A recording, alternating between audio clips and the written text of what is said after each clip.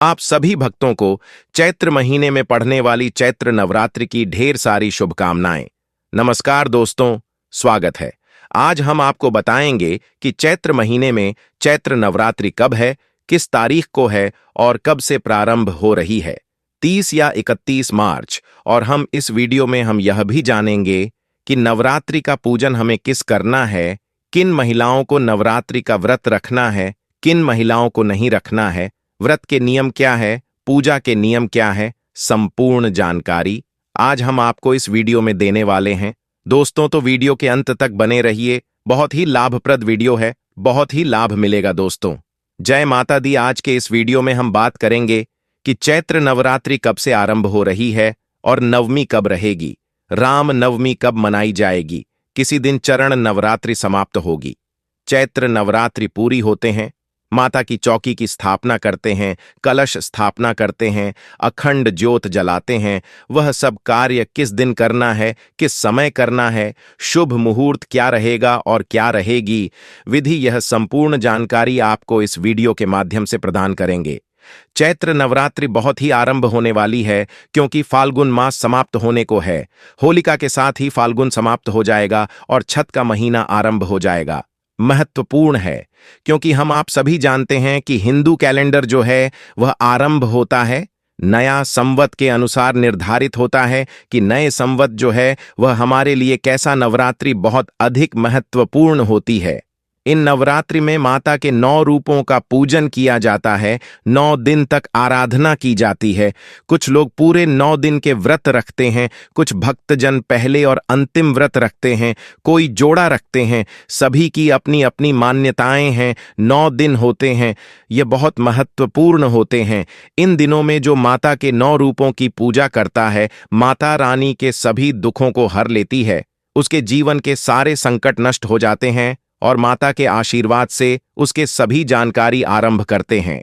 आने वाली चैत्र नवरात्रि से संबंधित की कब है, चैत्र नवरात्रि और पूजा विधि, घट स्थापना आदि आपको कब कैसे। निवेदन है कि यदि वीडियो थोड़ा सा भी अच्छा लगे, उपयोगी लगे, उसे एक बार लाइक अवश्य कर दीजिएगा। आपका एक लाइक हमारे लिए बहुत महत्वपूर्ण होता है। हम यहाँ पर जो भी जानकारी देती है शास्त्रों पर आधारित होती है, पुराणों में वर्णित होती है और पंचांग के अनुसार ही हम आपके व्रत तिथि और मुहूर्त तरीके से नहीं की जाती है। सही जानकारी प्राप्त करने के लिए चैनल के साथ जुड़े रहे। नए हैं तो उसे सब्सक्राइब कर लीजिए। अपनी मनोकामना हो कि पूर्ति के लिए, माता का आशीर्वाद प्राप्त करने के लिए, जीवन से संकटों का अंत करने के लिए कमेंट बॉक्स में अवश्य लिखें। जय माता दी, जय माता रानी। आरंभ करते हैं। आज की जानकारी आप में से बहुत सारे ज्ञानी जन जानते होंगे कि नवरात्रि यह तो एक साल में 4 आते हैं। 2 गुप्त नवरात्रि होते हैं और 2 जो सार्वजनिक रूप से मनाया जाते हैं, उजागर हैं। आप जानते हैं एक नवरात्रि जो आने वाला है जब नया संवत आरंभ होता है।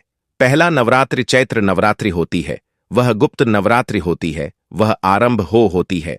तीसरी जो नवरात्रि है वह अश्विन नवरात्रि है।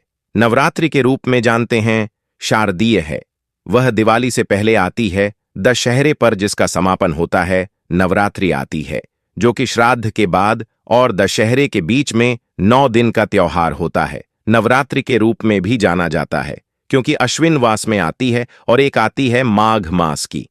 नवरात्रि जो है वह गुप्त नवरात्रि होते हैं।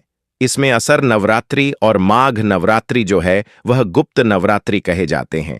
और आने वाला जो चैत्र नवरात्रि है और आश्विन मास में जो शादी नवरात्रि है, यह दोनों ही हर्षोल्लास से मनाए जाने वाले नवरात्रि जो आने वाला नवरात्रि है ना, यह बहुत अधिक महत्वपूर्ण होता है। इसके कारण नवरात्रि से नए संबंध आरंभ होता है। नया पंचजी नवरात्रि है जिससे यह निर्धारित होता है, जो यह बताता है कि आने वाला साल कैसा होगा। क्यों? क्योंकि जिस दिन नया संवत आरंभ हो रहा है उसे दिन कौन सा ग्रह कहाँ है, किस ग्रह की क्या पोजीशनिंग है, उसके अकॉर्डिंग ही निर्धारित होता है कि पूरी दुनिया में क्या घटित होने वाला है। कौन इस वर्ष का राजा रहेगा, कौन सा गृह मंत्री रहेगा, किस प्रकार से यह साल आपके लिए लाभप्रद रहेगा या हानिकारक रहेगा, सबके लिए क्या लेकर आने वाला। और यह हम इधर उधर की बातें नहीं कर रहे हैं, पुराणों में हमने पढ़ा है इन चीजों को और जो ज्योतिष की गणना है वह 2424 के चैत्र नवरात्रि की गणना जो बताती थी उसके अनुसार 2,02,24 घटित हुआ है। तो लिए सबसे पहले जानते हैं कि आपको चैत्र नवरात्रि के पहले दिन क्या करना चाहिए, किस प्रकार से आप माता का आशीर्वाद प्राप्त कर सकते हैं। नवरात्रि के पहले दिन आपको कलश स्थापना करने चाहिए। कलश स्थापना के साथ खेतड़ी बोलते हैं, चौबारे बोलते हैं, वह बोले चाहिए। माता की चौकी की स्थापना करनी चाहिए, यह विधि जान लेते हैं। और अगर आप अखंड ज्योति, वह भी बहुत उत्तम मानी जाती है। अखंड ज्योत, खेतड़ी तथा कलश स्थापना, यह 3 प्रमुख कार्य हैं जो आपको प्रथम दिन करने चाहिए। और साथ ही आपको व्रत पूजन आदि का संकल्प करना चाहिए। इसकी विधि जाने उससे पहले आवश्यक है कि यह सामग्री बताएं आपको कि क्या क्या सामग्री आपको इस दिन लगेगी, जो आप समय से लेकर प्रथम नवरात्रि का आता है, जिसमें जावरा बन के लिए एक मिट्टी का पात्र या फिर घड़ा लेना चाहिए। मैं रिश्ता डाला जाता है तो रीता लेगा। कुछ लोग चिकनी मिट्टी ले आते हैं, उसमें उगता नहीं है तो मिक्स लेकर आएगा या केवल राहत लेकर आइएगा। 1 मुट्ठी जौ ले आएगा। 1 मुट्ठी जौ, अगर कोई ना दे तो 50 ग्राम जौ काफी रहेंगे, या अधिक से अधिक 100 ग्राम दे दीजिए। पूजा के लिए मां दुर्गा की तस्वीर या फिर मूर्ति ले लीजिएगा। अखंड ज्योत जलाने के लिए एक पात्र चाहिए। एक बात भी चाहिए कि थोड़ी हुई ले लीजिएगा। अखंड ज्योत आप चाहे तो किसी बड़ी कटोरी में भी बनाकर जला सकते हैं, अन्यथा आप एक बड़ा दीपक ले सकते हैं अखंड ज्योत जलाने के लिए। अगर आप 9 दिन तक जलाना चाहते हैं तो उसमें करीब 1 किलो की कम से कम लगेगा, तो वहां आप लेकर रख लीजिएगा। कलश स्थापना के लिए कलश ले लीजिएगा। मिट्टी का काला सांप ले सकते हैं। मिट्टी का कलश नहीं तो आपके पास किसी धातु का कलश, यदि आपके पहले से है, लौट आदि को भी कलश के रूप में आप घर में प्रयोग में सकते हैं। स्थापित करना है। जहां पर जाता वाला नारियल मिल जाता है, इसमें पानी भी निकलता है, तो वह प्रयोग में आता है। दिया की बात करेंगे, दूर दराज के क्षेत्र की बात करेंगे, तो वहां पानी वाला नारियल नहीं मिलता है। वहां नारियल मिलता है, पर वह सूखा नारियल मिलता है। आप वह नारियल भी प्रयोग में ला सकते हैं, क्योंकि वहां वही उपलब्ध होता है। वैसा नहीं है कि कोई बोली कि नहीं जाता वाला, पानी वाला नारियल ही लगेगा। जिन क्षेत्रों में उपलब्ध नहीं होता है, नारियल भी ले सकते हैं, तो नारियल इसमें लगेगा। नारियल पर लपेटने के लिए लाल वस्त्र ले लीजिएगा, चुन्नी ले लीजिएगा। कलश के अंदर क्या चीज डालेंगे? माता लक्ष्मी की सदा आपके घर में विद्वान रहती है, इसीलिए यह बहुत आवश्यक है। हल्दी की गांठ डाल दीजिएगा। चांदी का 1 सिक्का ले लीजिएगा, या सामान्य सिक्का भी ला सकते हैं, जो प्रयोग में उसमें डालेंगे। अक्षय तुंगी सुपारी उसके अंदर डाली जाएगी और थोड़ी सी दूर्वा उसके अंदर डाली जाएगी। यह सामग्री है जो आपको कलश के अंदर डालने के लिए लेकर आएंगे। एक लकड़ी की चौकी अभी आपके पास हो तो बहुत स्थापित करेंगे। चौकी पर बचाने के लिए आपको एक बूस्ट जरूर ले लेना है। आप चाहे तो पीले रंग का ले सकते हैं, लाल रंग का ले सकते हैं। इसके अलावा आप और कोई रंग ना ले तो अच्छा रहेगा। माता के श्रृंगार की सामग्री आपको अवश्य लानी है। माता के श्रृंगार में सुंदरी लेना है। चूड़ियां ला सकते हैं, लिपस्टिक ला सकते हैं, बिंदी ला सकते हैं, कुमकुम रोली आई। तो आपको चाहिए यह सामान श्रृंगार के रूप में माता को अर्पित करेंगे। वह सब आएगा पूजा के लिए। आपको क्या चाहिए पूजा के लिए? रोली मौली इलायची धूप दीप भोग लगाने के लिए मिठाई भी ले सकते हैं, या फिर आपने जो भी भोग लगाया है आप उसे बुक को माता की पूजा में ले सकते हैं। और अधिक कुछ ना मिले तो और रथु फल ले लीजिएगा, ड्राई फ्रूट भी ले लीजिएगा। यह सामग्री है जो आपको प्रथम दिन जब आप पूजन आरंभ करेंगे तो आवश्यकता होगी, क्योंकि आप कल स्थापना भी करेंगे। आप कल स्थापना के साथ माता की अखंड ज्योत जलाएंगे, तो दीपक बाती ले लीजिएगा। पूजा के लिए बैठेंगे, एक लौटा लीजिएगा, तांबे का या पीतल का, उसमें पहले गंगा जल डालिए, उसके बाद आप शुद्ध जल से उसको भर लीजिए। गए। अब हम पूजन की तरफ आगे बढ़ते हैं कि आपको कैसे पूजन करना है, कैसे स्थापना करनी है। सबसे पहले तो उसे स्थान का पवित्र कारण होता है। जहां पूजन करेंगे जो आप लाए हैं वह सबका शुद्धिकरण होता है, पवित्र होता है, तो आप पूर्व दिशा की ओर मुख करके बैठ जाएं। सबसे पहले हम उसे स्थान का शुद्धिकरण करेंगे जहां पर हम चौकी की लगाएंगे माता की पूजा के लिए। उसके लिए आपको थोड़ा सा जल ले लेना है सामग्री पर, और आसपास जो भी स्थान है जहां पूजा करनी है उसे सब पर वह जल पुष्प से छिड़कना है और मित्रों का उच्चारण करना है। इस प्रकार हम उसे जगह का शुद्धिकरण कर लेंगे। प्रकार से आप सभी स्थान को पवित्र कर रहे हैं, सामग्री को अपने शुद्ध कर लिया है। अब आप चौकी लगाइए। माता की चौकी पर सफेद या पीला वेस्ट बिछाए। यह चौकी नहीं है, तो जो भी उपयुक्त स्थान है जहां पर आप जो चलने वाले हैं, खिचड़ी होने वाले हैं या कल स्थापित करने वाले हैं, उन पर सबसे पहले माता की तस्वीर को हम स्थापित करेंगे, माता को विराजमान करेंगे। अक्षत लीजिए, माता को आसन के रूप में आकर दीजिए और वहां पर आप माता की तस्वीर या प्रतिमा जो भी आपके पास है वहां रख दीजिए, विराजमान कर दीजिए। जो आपने जवाहरे बने हैं उनको आपको 1 या 2 घंटे पहले पानी में भिगो देना है। उसके बाद उनको निकाल लेना है। जो पात्र है मिट्टी का उसको अच्छे से धो लीजिए, शुद्ध साफ कर लीजिए, उसमें रहता डालिए, रेत डाल के उसके ऊपर जो है वह डाल दीजिए। जो डालने के बाद एक छोटी सी हॉकी लेयर को नहा डाल दीजिए। माता के राइट साइड में आप इसको स्थापित कर दीजिए, राइट साइड में रख दीजिए। इसके ऊपर आप कलश रख सकते हैं। अगर आप चाहे तो इसके ऊपर कलश रख सकते हैं, आप चाहे तो कलश अलग से भी स्थापित कर सकते हैं। अगर आप अलग से कल से स्थापित करें तो कलश के नीचे पहले या तो चावल रखिए या गेहूं रखिए और उसके ऊपर आप कलश को विराजमान कीजिएगा। कलश गंगाजल मिलाइए। जो कलश के अंदर डालने की सामग्री हमने आपको बताई थी उसमें प्रमुख रूप से हल्दी की गांठ, साबुत हल्दी, 1 रुपये का सिक्का या चांदी का सिक्का, कमल गट्टे यदि आपके पास हो तो ले लीजिए। सुपारी अवश्य डाल दीजिएगा और दूरवा आपके पास हो तो सुपारी सिक्का में हल्दी की आवश्यक है जो इसमें डाली जाती है, बाकी आवश्यक नहीं है। अगर नहीं भी हो तो कोई बात नहीं, ऊपर से ढक दीजिए, उसमें थोड़े चावल कर दीजिए पूर्ण पात्र में। उसके ऊपर अब हम श्रीफल स्थापित करेंगे। नारियल के ऊपर आप चुनरी हैं तो चुनरी लपेट दीजिए, या फिर कलवा है या सफेद धागा है उसको नारियल के चारों तरफ लपेट दीजिए और उसे स्थापित कर दीजिए। नारियल का जो मुख है ना वह आपकी तरफ होना चाहिए, नारियल का मुंह आपकी तरफ होना चाहिए। इस प्रकार से उसको रख दीजिए कलर्स के ऊपर। अब आप जोत जलाएंगे तो जोत बना लीजिए।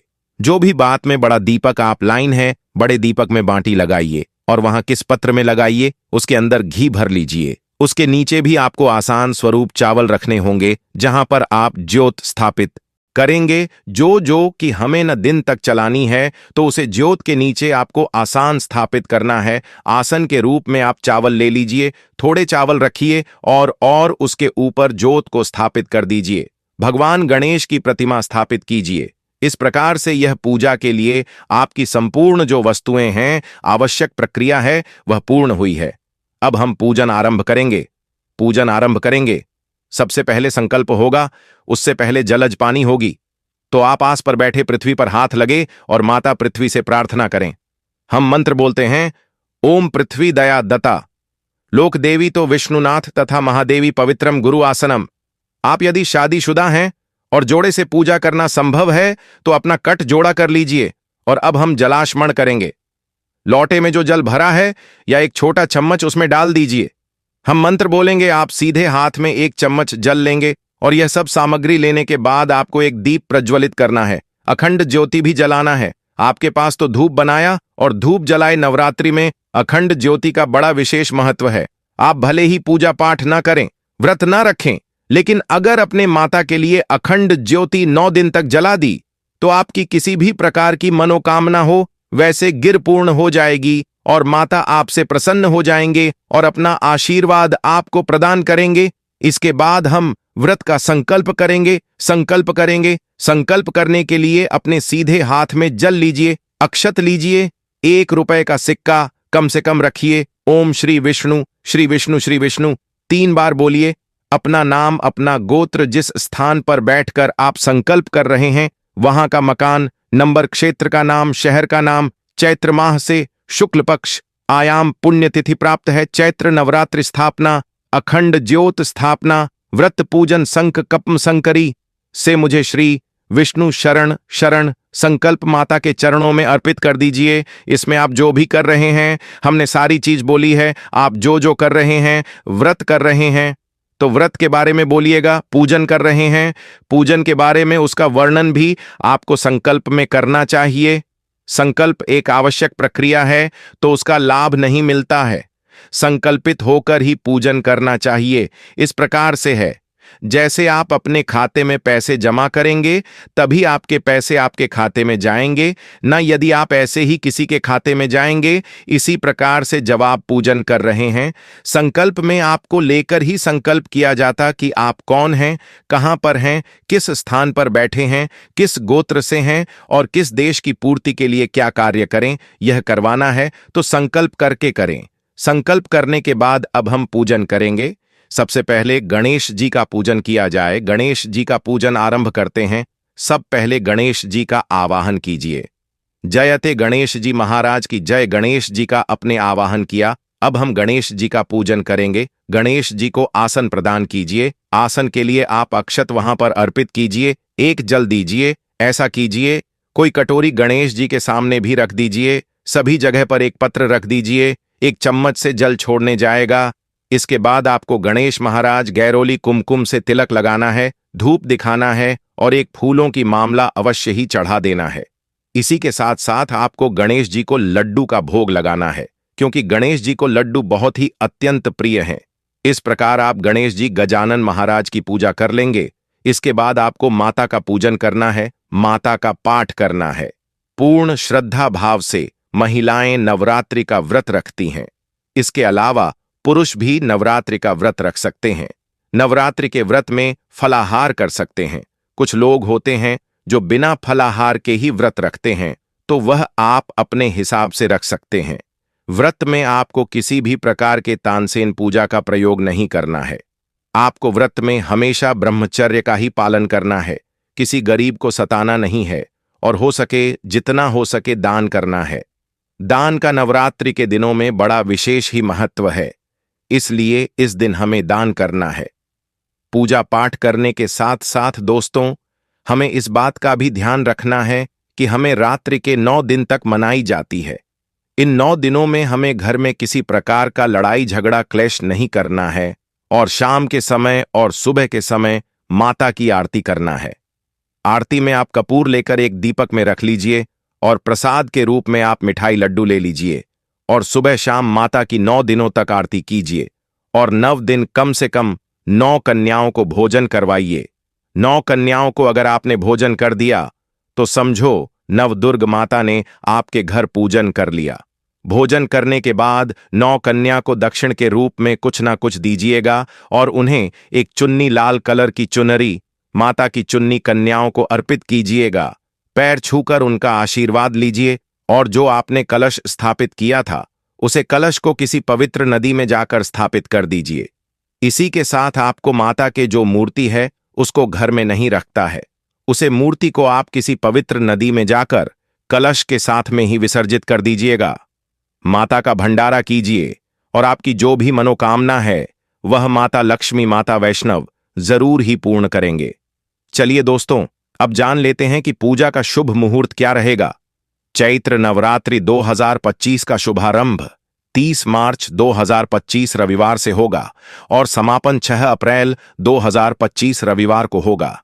इस वर्ष नवरात्रि 8 दिनों की होगी, क्योंकि अष्टमी और नवमी तिथियां एक ही दिन पड़ रही हैं। कलश स्थापना का शुभ मुहूर्त 30 मार्च 2025 को सुबह 6:01 से 10 बजे तक, 2 तक अभिजीत मुहूर्त दोपहर 12:01 से 12:25 तक। इन मुहूर्तों में कलश स्थापना करना शुभ माना जाता है। नवरात्रि पूजा 30 मार्च मां शैलपुत्री की पूजा, 31 मार्च मां ब्रह्मचारिणी की पूजा, 1 अप्रैल मां चंद्रघंटा की पूजा, 2 अप्रैल मां कुष्मांडा की पूजा, 3 अप्रैल मां स्कंद माता की पूजा, 4 अप्रैल मां कात्यायनी की पूजा, 5वें अप्रैल मां कालरात्रि की पूजा, 6 अप्रैल मां महागौरी की पूजा, अष्टमी और नवमी। इस वर्ष मां दुर्गा का आगमन और प्रस्थान दोनों हाथी पर होगा, जिसे शुभ संकेत माना जाता है। हाथी पर मां के आगमन से धन धान्य में वृद्धि होती है। नवरात्रि के दौरान मां दुर्गा के 9 स्वरूपों की पूजा अर्चना करने से भक्तों की मनोकामनाएं पूर्ण होती हैं। दोस्तों, आपको इन 9 दिनों में नवरात्रि माता का आशीर्वाद जरूर ही प्राप्त होगा। आपकी मनोकामना से गिरी पूर्ण होगी। आपको वीडियो कैसी लगी दोस्तों, कमेंट में हमें जरूर बताएं और कमेंट बॉक्स में सब चीज श्रद्धा आपसे लगता है जय माता रानी, जय माता लक्ष्मी, जय माता वैष्णव, जय माता दुर्गा। आपकी समस्त मनोकामना पूर्ण हो दोस्तों। चैनल पर नया तो चैनल को सब्सक्राइब जरूर कर दीजिएगा ताकि इसी प्रकार की और भी ज्ञानवर्धक जानकारी हम आपको सीधे नोटिफिकेशन के माध्यम से प्राप्त कर सके। वीडियो के अंत तक बने रहने के लिए आप सभी का धन्यवाद दोस्तों। मिलते हैं नेक्स्ट वीडियो में, तब तक के लिए नमस्कार।